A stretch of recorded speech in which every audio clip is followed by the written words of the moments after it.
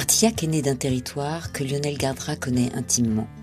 La côte atlantique, ses sols calcaires, son climat océanique, sa lumière.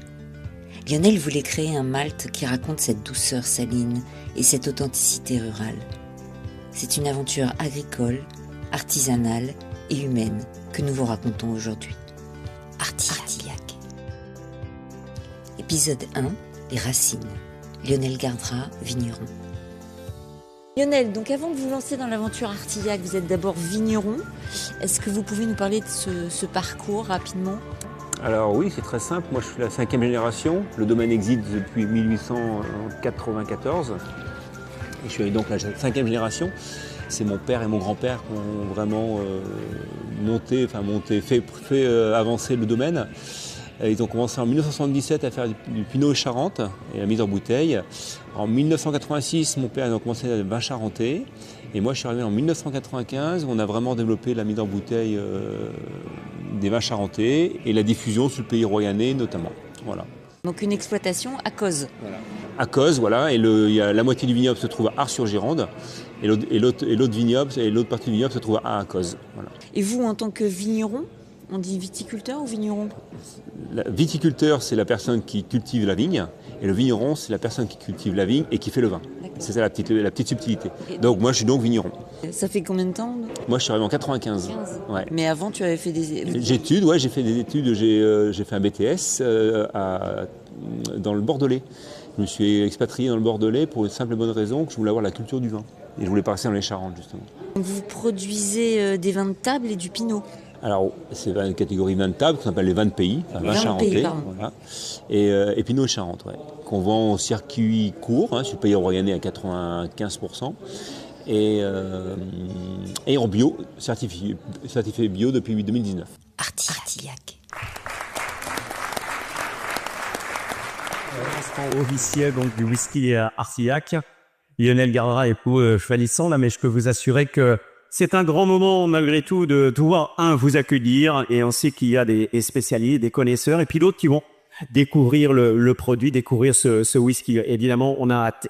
Je passerai tout simplement la parole à Lionel, le créateur, le fondateur du whisky Artillac, qui nous retracera un petit peu la genèse et la façon dont tout ça est né et la façon dont on va pouvoir effectivement découvrir le whisky ce soir. Et puis ensuite, les interventions de nos deux intervenants, la dégustation. Artillac. Est-ce qu'il y a une approche spécifique en termes viticoles ? Est-ce que donc, vous avez des valeurs ? C'est du bio, c'est de l'éthique, c'est de la biodynamie aussi ? Alors la biodynamie, ça je le fais pas encore sur le domaine Gardra à Cozes, je le fais sur les Hauts-de-Talmont, mais je suis en bio effectivement, donc voilà, le bio et la biodynamie c'est assez proche quand même, et où le principe de base c'est aucune utilisation de produits de synthèse, que ce soit engrais ou produits de traitement de la vigne et des herbages, donc aucun produit de synthèse. On utilise pour la gestion du vignoble que des produits naturels. Et vous privilégiez les circuits courts, locaux ? Oui, alors c'est facile à faire aussi parce quand on habite le département de la Charente-Maritime, de plus est l'agglomération du pays royannais qui est quand même une grosse zone touristique, donc c'est facile de le vendre en circuit court. Ouais. Est-ce que le secteur viticole a évolué ces dernières années, particulièrement en Charente-Maritime ? Oui, ça évolue. Ouais. Ça évolue et pendant le Covid, donc une explosion, pas une explosion, mais une consommation un peu plus forte où les gens sont ressortis, ont consommé. Mais depuis 2022, on prend un virage assez impressionnant qui va très très vite, où il y a une baisse de la consommation, alors, pas forcément ni dans le pays royannais, pas que dans le pays royannais, pas qu'en France, pas qu'en Europe, c'est mondial. Il y a une baisse de consommation au niveau des produits alcooliques en général. Quoi. Ouais. Il n'y a pas des alcools en général. C'est un phénomène, on ne sait pas trop pourquoi. Voilà. Donc il y a quand même un message hygiéniste qui dit quand même que effectivement, attention à l'alcool, ça peut être dangereux. Effectivement, ça peut l'être. Ça peut être l'alcoolisme fait des ravages. Mais bon, là, il y a un phénomène mondial où il y a une baisse les gens boivent beaucoup moins et on va dire mieux peut-être quoi. Voilà quoi. Mais donc à nous de nous adapter et faire des produits. Voilà. Donc à nous de nous adapter, faire des produits qui sont plus demandés par les consommateurs. Donc s'il y a un besoin et une envie de diversifier l'activité ? Ah bah ouais, c'est plus qu'un besoin, c'est une nécessité. Hein. Voilà. Le changement n'est jamais douloureux, seule la résistance au changement l'est, quoi. Donc là, on n'a pas le choix, il faut y aller, quoi. Donc là, ce soir, vous allez faire le lancement de cette eau de vie de Malte, Ouais, voilà. Artillac. Voilà. Et là, c'était un besoin, une envie, une passion? Bah, les trois. Voilà, c'est toujours, donc on a toujours la nécessité d'évoluer, hein, quand on n'avance pas, on recule. Donc toujours cette nécessité, premièrement. Deuxièmement, besoin toujours envie de faire des choses un peu nouvelles, histoire de se faire plaisir aussi. Et en fait, je connaissais ce principe depuis longtemps. Le whisky, évidemment, je connaissais le whisky comme tout le monde. Et en fait, c'est le hasard d'une conversation avec un client à moi où il m'a bien fait comprendre que en fait, le whisky, j'avais tous les éléments pour le faire en fait. Et donc en fait, on a commencé à voir apparaître certains whiskies. Donc le premier, c'est les Bretons. Après, quelques whiskies charentais. Donc je me suis un petit peu posé la question, voilà.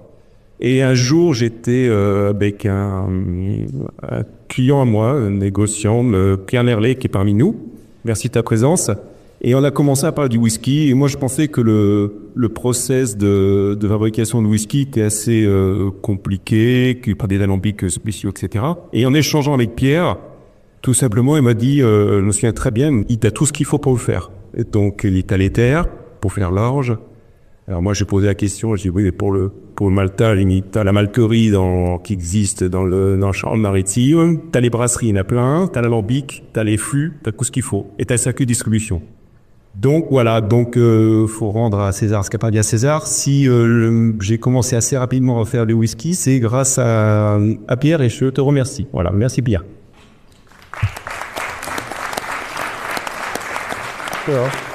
Pierre Verlaine, je te remercie. Et donc j'ai cru comprendre que vous étiez en première ligne dès le début. C'est vrai qu'on on se connaît avec Lionel depuis un petit moment et puis Lionel était curieux du whisky, il voulait savoir comment ça se faisait et puis on discutait la distribuer de manière un peu informelle et quand il a compris que faire du whisky c'était comme faire du cognac, il a été assez séduit et il a voulu se lancer. J'ai juste mis en confiance, il le savait pas mais il avait tout ce qu'il fallait pour le faire. Il avait juste besoin du déclic et c'est grâce à nos discussions qu'il a pu se lancer dans l'aventure. Alors, pour les néophytes comme moi, l'eau de vie de Malte, c'est du whisky ou c'est pas encore du whisky? Pour qu'un alcool s'appelle whisky, il faut qu'il ait une maturation minimum de 3 ans. S'il n'a pas 3 ans, avant, ça s'appelle eau de vie de Malte, tout simplement. Donc, si vous avez commencé en 2023, on est en 2025. Voilà. Donc il a 2 ans. D'accord. Voilà. Alors de dire pourquoi si tôt, en fait, je me suis aidé par un conseiller en spiritueux. On a fait avec un élevage assez pointu, et notamment avec les barriques, le bois. Et il s'avère qu'au bout d'1 an et demi, on avait des eaux de vie qui étaient tout à fait potables et même très très bonnes, assez remarquables. Et là, il m'a dit tu peux le vendre dès à présent. Donc on est parti sur une petite production, pour pas non plus s'enflammer. Donc on est parti sur un lot de 1650 bouteilles, voilà, pour être précis, quoi. Voilà. Pour voir, ça permet de faire un premier lancement, de tester le marché, de voir la réaction des gens. Voilà. Artillac.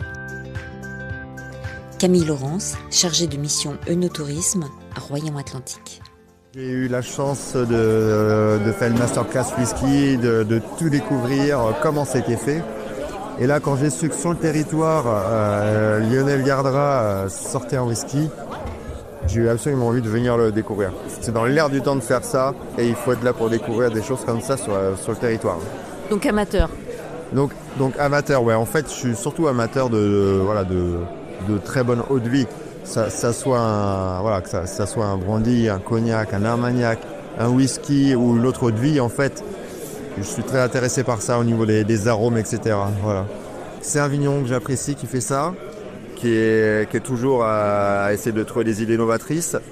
C'est éthique, c'est local, c'est bio. Obligatoirement, ça va m'intéresser. D'accord. Donc parfait. Bon, alors on va goûter et puis après on revient. Artillac. De la vigne au grain, du Du vin à l'eau de vie, Lionel Gardra, c'est d'abord un homme de la terre. Retrouvez tous les épisodes du podcast Artillac sur Apple Podcast, Deezer, YouTube. Une histoire propulsée par EQE Podcast. Artillac.